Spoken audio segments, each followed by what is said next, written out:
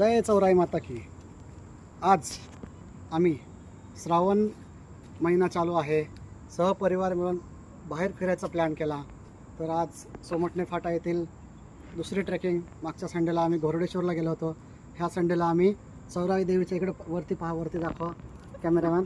वरती इकडे थोडंसं वरती गेला ना, अजून एक चढ आहे, त्याच्यानंतर वरती देवीचं मंदिर आहे। अगदी दरीमध्ये वसलेलं खूप छानसं असं मंदिर आहे।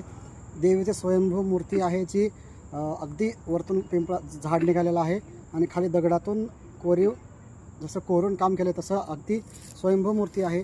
खूप छानसं आहे, पाहायला तुम्ही नक्की या। इकडे पाहू शकता, हा चढण आहे। अगदी सोमटणे फाट्यापासून जर आलं तर म्हणजे दूरवरती साधारणतः 1-1.5 किलोमीटरचा हा ट्रेक आहे।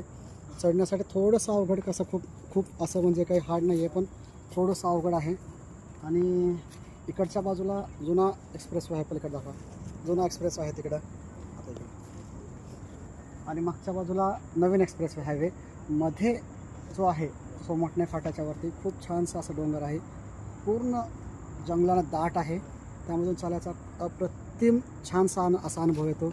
आज संडे असल्यामुळे खूप गर्दी आहे, तिकडे दाखवू शकता मॅडम तुम्ही, बघा गर्दी खूप माणसं आहेत आज। म्हणजे जेणेकरून आत्ता आम्ही दुपारी एक वाजता ट्रेक सुरू केला। आमचा प्लॅनिंग होता सकाळी 7चा, पण 1 वाजले। हां, आणि आता परतीचा प्रवास सुरू आहे। तर मग चला पुढे जाऊया। जय माता दी।